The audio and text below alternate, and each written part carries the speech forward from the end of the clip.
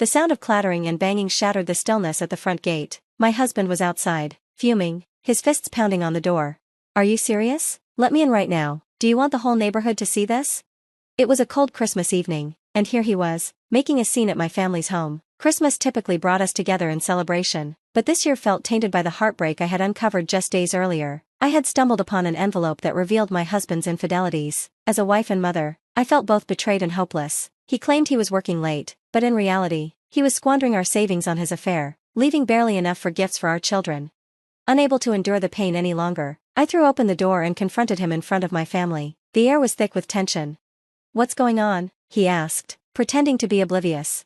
Life as a housewife with my husband and 2 kids had always seemed straightforward, until now. Depending on personal values, some might choose to split their loyalties during the holidays, spending Christmas Eve with a lover and Christmas Day with family. My siblings and I grew up in a home that didn't strictly adhere to conventional holiday celebrations. With our parents often working, we had forged our own tradition, celebrating Christmas during winter break by cooking together, enjoying cake, and watching special year-end shows.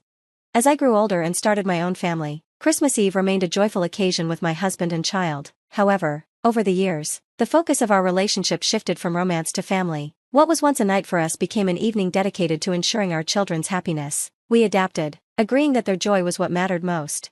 So when my husband casually mentioned he might be stuck at work overnight on the 28th, I didn't think much of it. It seemed like another twist in our evolving holiday traditions. I wasn't overly concerned then, but the discovery of his betrayal transformed everything, turning our holiday into a moment of stark confrontation and revelation. Realizing my husband wouldn't be home for Christmas Eve underscored just how much our relationship had changed. Despite these shifts, my feelings for him ran deep, and I found contentment in our shared life. I poured my energy into preparing a joyful Christmas for our kids, embracing it as another source of happiness. "Is this all we have for living expenses this month? Did something happen with your paycheck?" I asked, trying to keep my tone neutral. With the end of the year approaching, expenses always seemed to multiply, and I hoped we could stretch our budget. I was shocked to find that the money he had set aside for living expenses was considerably less than usual. "If there's a way I could manage this, I would," I continued gently. "Things are tight on my end too, with work-related expenses and upfront costs for the new year. It's not easy for me to cut back this much either."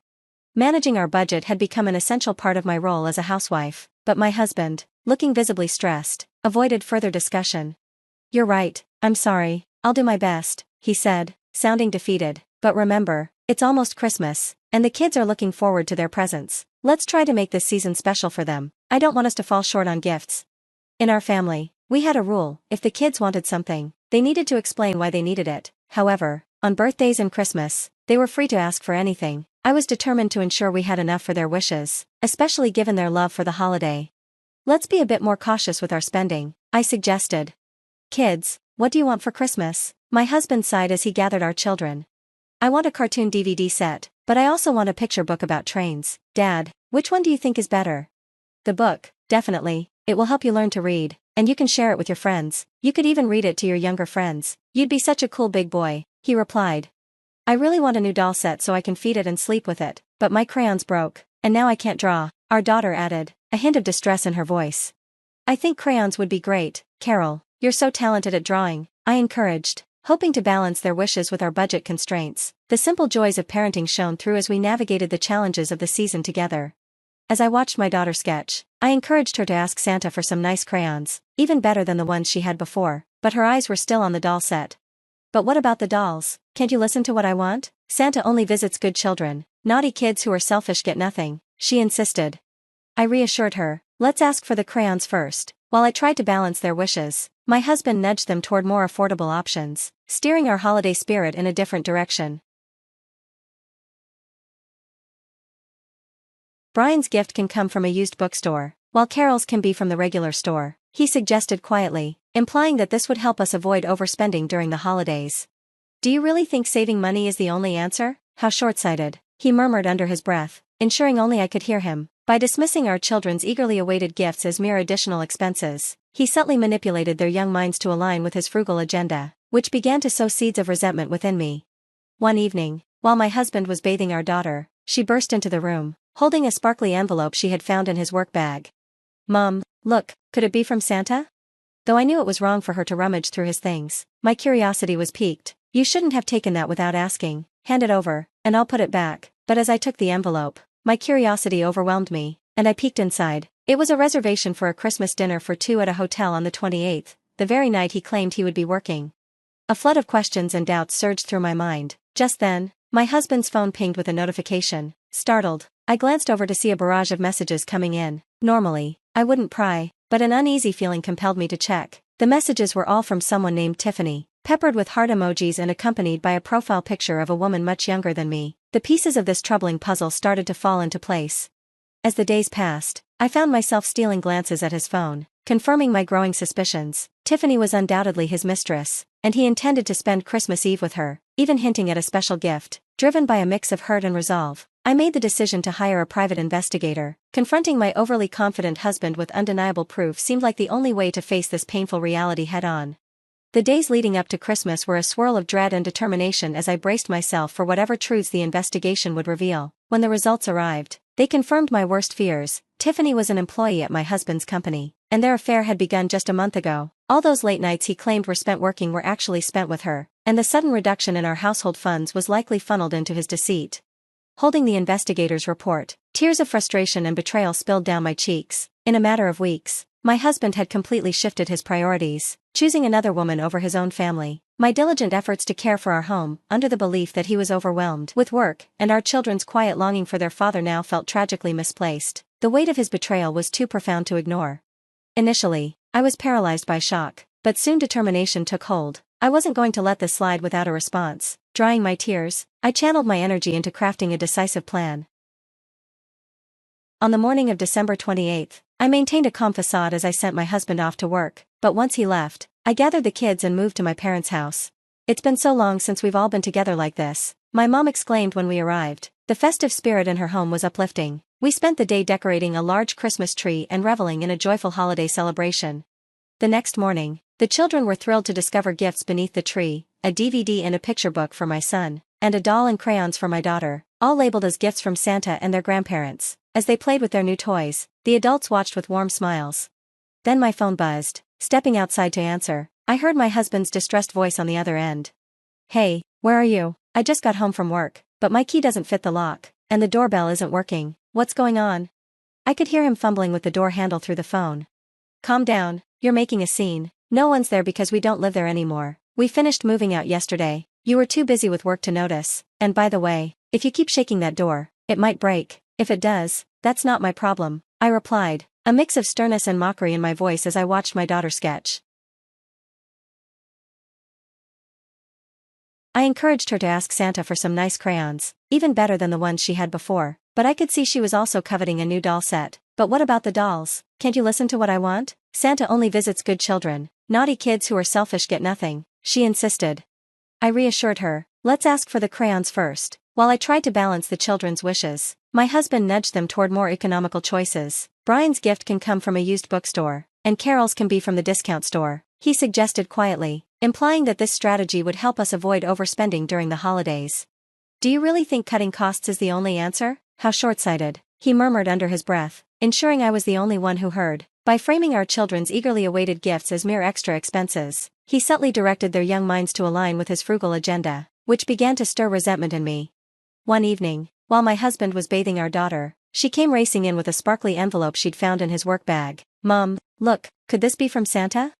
Even though I knew she shouldn't have rummaged through his things, my curiosity was piqued. "You shouldn't have taken that without asking. Hand it over, and I'll put it back." But when I took the envelope, curiosity got the better of me, and I peeked inside. It was a reservation for a Christmas dinner for two at a hotel on the 28th, the night he claimed he'd be working late.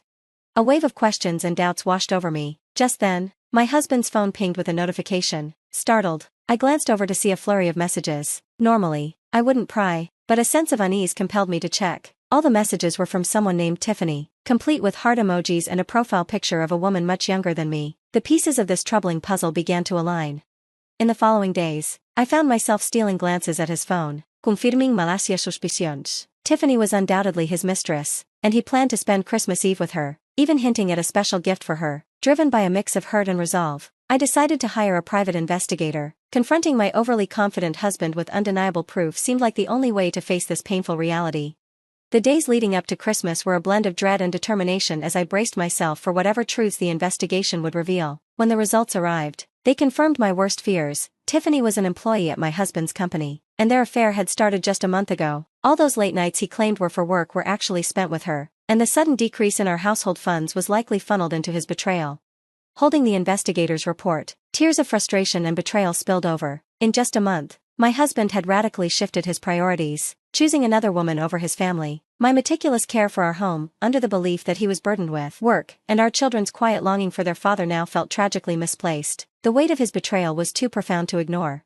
Initially, I was paralyzed by shock, but soon determination took over. I wasn't going to let this slide without taking action. After drying my tears, I channeled my energy into planning a decisive response.